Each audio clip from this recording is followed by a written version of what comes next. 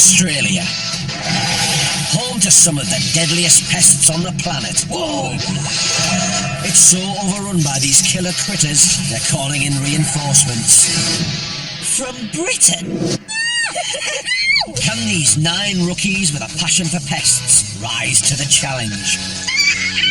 16,000 kilometres from home, in one of the most inhospitable places on Earth. Oh my God, right, that's enough. But that's hard work. It's up to these whinging poms to prove to the real-life crocodile Dundees that they're tough enough to handle. I just got a bad feeling about this. The deadliest pests down under. Brisbane is the sunny capital of Queensland in northeast Australia. But Queenslanders share their suburban homes with the native wildlife, which sometimes causes problems. And Londoner Jimmy from Fulham is going out on a rescue call to help sort things out. Despite being a pest controller, I love wildlife. Kind of cute in a weird way. I love animals, I always have. And it's always kind of a little dream for me, really. The opportunity to go out and save things directly. Jimmy has joined Emma from the RSPCA, who is an expert in her field. I love rescuing animals because I have devoted my whole life to animals. Being a rescuer with Emma, I guess it's a bit like being a cop. You wait for the call to come in and then you rush to the scene, and then every scenario is going to be completely different. Emma and Jimmy have been called to this suburban retirement village, where the residents have a new pet. We discovered him early yesterday morning in the garden, and he's been settled in ever since then. So it's not unusual to have quite a lot of kangaroos that are out in the suburban regions. You know, with the population growing, we're always encroaching more and more onto their territory, so there's nowhere for them to go. Because he tried to get through the fence a few times, and he got his head through, but he couldn't get his body through. So that's a young male. You can see his balls tucked up. Oh, yeah. You'll find your males get massive, up to 8 foot tall. Oh, wow. Have you seen an 8-foot kangaroo? Yeah. If we can, we'll just follow him and try and coax him closer to the entrance. Okay. And where can he go? Oh, he can probably just jump straight across onto the next property. Yeah. And he'll just make his way around. But to get him there, will take a little bit of work, teamwork. Oh, really? Yeah. It's going to be, because it looks quite easy. Chase the kangaroo out the old folks' home. That's How hard can it be? Jimmy's about to find out exactly how hard it can be. Yeah, he's right there. Hello, mate. Hello, mate. So you just keep pushing. Hello, mate. That's it. A passing cyclist has no idea what's going on, but decides to help anyway. No, we wanted him to go out. We want him out, mate. Oh, sorry. Oh, and he's off. He's gone round. This skippy needs to get away from traffic and back to safer ground. It's nice and fun chasing after a kangaroo in the rain. He's gone this way.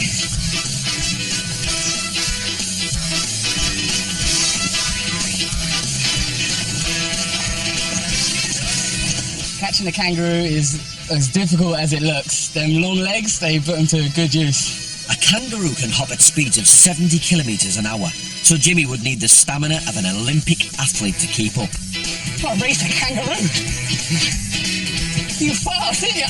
Still too easy, Jimmy? I give points to Jimmy for trying. I mean, it takes, you know, a pretty sporty person to attempt to keep up with a kangaroo. They say in boxing that you should chase a chicken to get fit and get good stamina. Try a kangaroo. Chasing in about 4 circles. He's avoiding everywhere. No. No. Wrong way. Go back. There you go. I'm gonna rugby tackle a kangaroo. I can't run faster than a kangaroo, so I had to use my human smarts and kind of like outflank it instead. But even then, it kind of outsmarted me a few times. It's alright. It's okay. It's alright, mate. Don't be scared. It's okay. There you go. There you go. That's it. That's it. That's it. Woo! Thank you. That's it. Come on, mate. That's it. Push him in.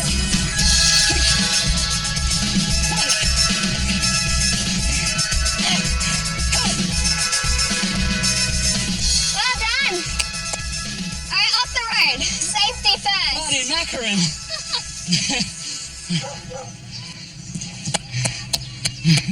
Good job. That's right. Nice. Far out, man.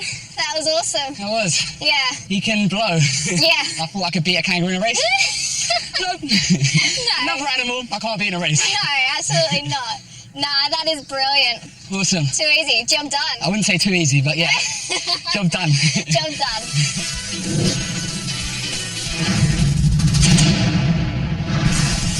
The Sunshine Coast north of Brisbane is home to 300,000 Aussies and 20 species of snakes.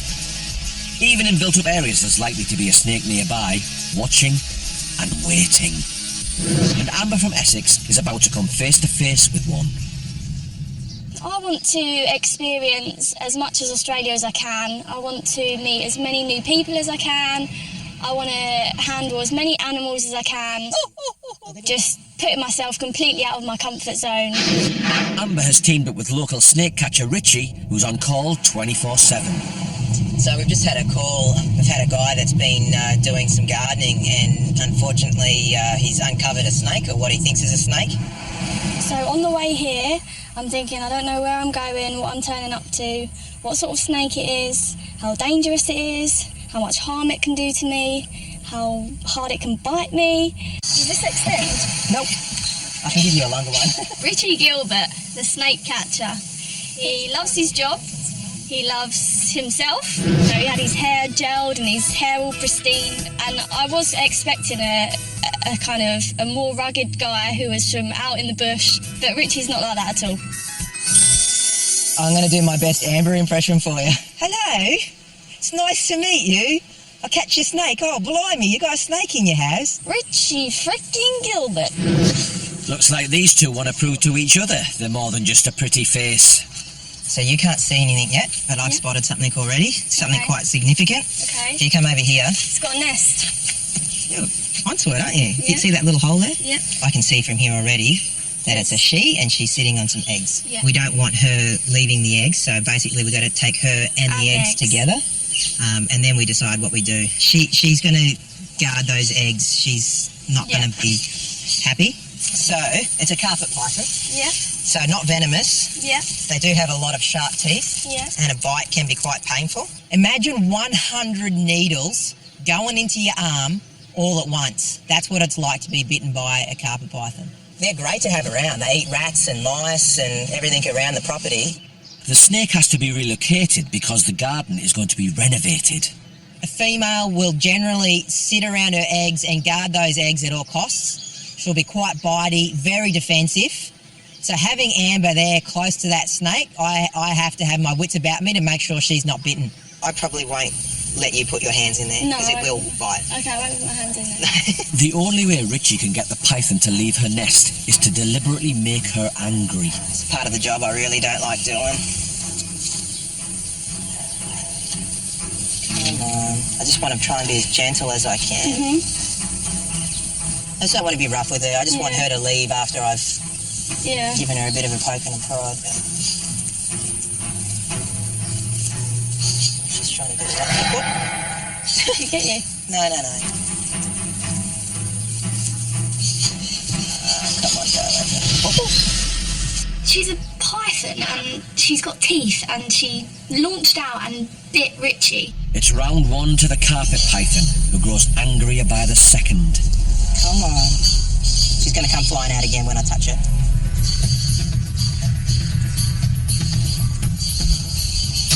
Oh. I didn't want to do that, but... Oh my God. I'm being very gentle with her. I've actually released her already. So I'll give her somewhere to go. So she's got that bag to go into and she feels comfortable. As you can see, she's quite long. So if we get her in there, it's the snake done, and she'll be relaxed in there now. Remove these. Like that. She was pretty good. As you can see, every time I touched her, she wanted to come out and protect. It's such a special experience for me to be able to get that close to a snake. That's obviously a really kind of precious time in her life. Can't believe that. Snake eggs. Oh, and a spider. Richie has prepared a place in the wild for the python to hatch her eggs. Generally, if you can get them to get back on their eggs and connect with them again, there's a good chance she'll stay with them. There we go. Oh, she's in. She stayed with the eggs, which is great, where she could have kind of wandered off and abandoned them in fear, but she stayed with them, so that's really good. So I'm really happy. Coming up. Oh, look what I've caught, everyone. Always expect the unexpected.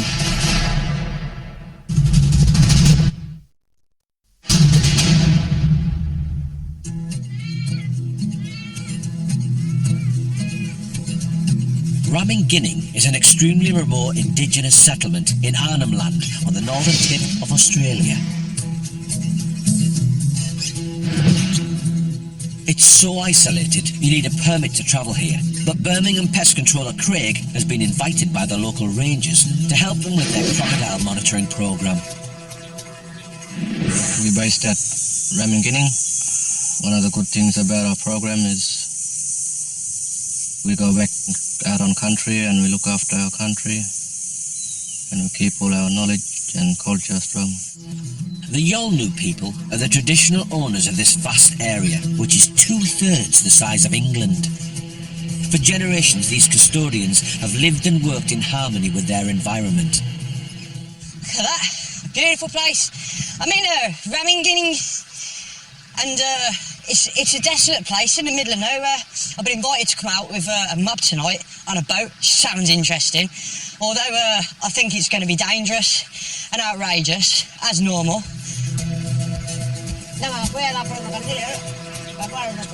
Hey, it's Craig, how you going? I've come to assist you. Craig certainly knows how to make a good first impression. Right, get me on this boat, because I've heard there's big crocodiles around here. Yeah. Jump in. Hiya, quick. It's his trauma, isn't it? How are you? Nice to meet you, Peter. Hey, again, Peter. Yeah. Again, mate. Craig. Crocodiles were decimated during the time of legal hunting, and since it was outlawed, it's Rangers Peter and Samson's job to monitor the population carefully. Craig's willing to help, but some things may be getting lost in translation. I mean, straight away, there's a communication problem because nobody understands me, and I don't certainly understand them. Yeah, he was talking fast because I couldn't understand. That's why I've been telling. I'm black fella. I've got an issue as well. I'm white. I'm from Birmingham as well. If you talk slow, then I'll understand with you. Okay. The sight of that mud. Purposely. You put it on your face, have a face pack. Keep the muddies off me, wouldn't it? Give me the crocodiles. I'll deal with the crocodiles because I'm brave, but I can't deal with these mosquitoes. They're eating me alive. They're going out at dusk as crocodiles are more active and easier to spot in the dark. Night time, you can see all their eyes. There are thousands of crocs in this river, and as the sun sets, Craig realises just what he's up against. I've just got a bad feeling about this. Crocodiles are bigger than me. Yeah, different size, small, big, medium, large, extra large. The rangers are happy tagging crocs all night long, but for Brummy Craig, it's more of a challenge. You get to that point in your life where you think, what am I doing? And I'm like in the middle of this river, right, and you see little eyes and things like that looking at you. Do you know something's wrong's happening? Because the amount of birds that's in the sky, you look in the distance, like bangs of thunder and lightning and that. This is camouflage, this isn't about keeping muddies away. This is safety. Not blending, the mud in the background. While Craig's blending in, the rangers are looking for a specific size of croc to catch, measure and tag for their records. Oh, look at that. I'm in the middle of nowhere, and the next thing you know, Peter starts chanting and that. Something, he's lost it, he's lost his mind. I've got to put my trust in the guy that's lost his mind. And then saw this buffalo stuck in the mud, and he's trying to encourage it to save its life. Hey, buffalo! Hello. Buffalo soldier. Was good fun? With the buffalo rescued, it's back to the main game of catching crocs. There he is, look. Oh, there it is. To catch crocodiles, a traditional harpoon is used. A barb attached to a line hooks the skin of the croc without hurting it. We saw loads of crocodiles, but it come to a point where I was just, can we just get one? What about that one there? Oh yeah, that's even better, that one is. Yeah.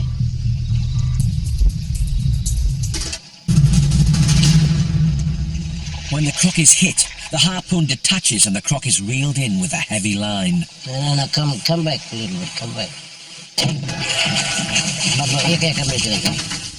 They wait for the croc to tire itself out before hauling it into the boat.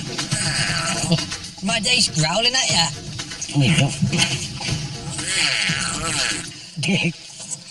No, hey. Oh, look what I've caught, everyone. Effortless. Maybe if I tickle its chin or something and just try and make it feel a bit more relaxed, like. It's not ticklish. Goes to the end of the tail.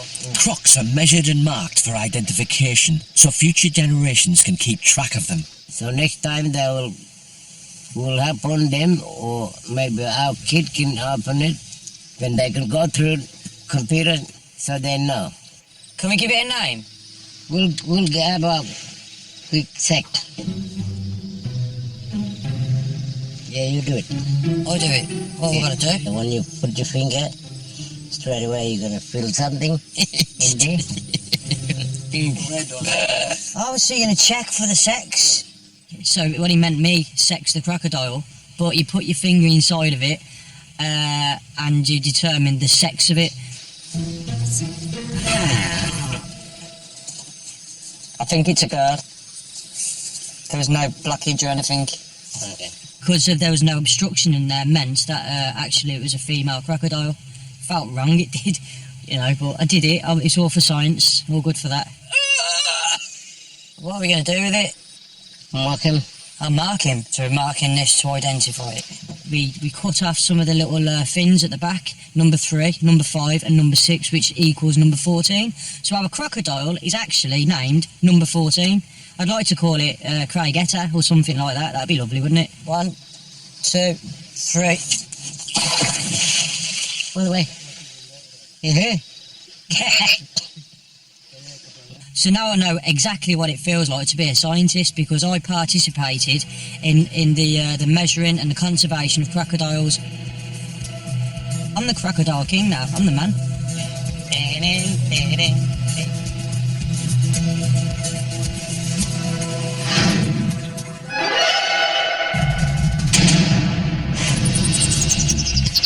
On their way home in Brisbane, after success with the kangaroo, Emma and Jimmy receive another call-out. A bird in a tangle. And it's within power lines too. We rolled up and there's this magpie up at the top of the tree, all tangled. It's quite horrible to see, you know. I've got a lot of respect for particularly them birds, anything within the crow and the raven family, because they're so intelligent, and the more you learn about them, the more amazing they become. So, and seeing anything suffer is obviously horrible. If you get me to that branch, I can climb the rest. No. Emma asks the fire and rescue service if they can help save the bird. I'm just calling. We've got a job of a magpie hanging upside down at about 15 metres up a tree. Sorry, what's hanging upside down? A magpie? Alright, okay, we'll be there shortly. Just keep an eye out for them. Yep. Okay, so we'll get the fireys out here. While he's waiting for the fire service, Jimmy keeps himself busy. Typical Australia. Focus your eyes anywhere. There's wildlife. Just up here chilling. 2 ringtails.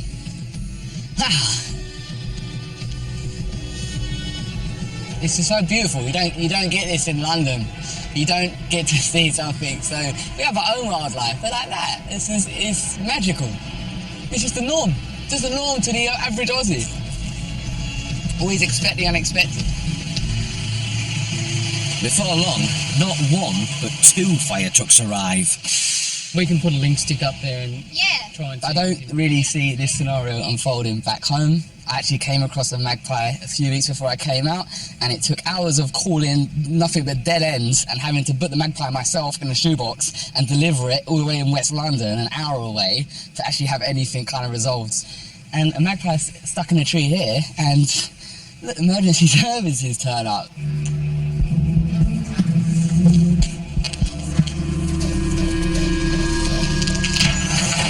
There we go. It came down and we're all holding a sheet like a cartoon when you see a mother chucking her baby from a building, a burning building, and the firemen have got the sheets. Like a circus. But it landed in the sheet. Yeah, look. That is really tangled. Yeah, it's going to have to just break the branch off and we just take it straight to the shelter. And that's all fishing line, so you would have picked that up? That's twine, so...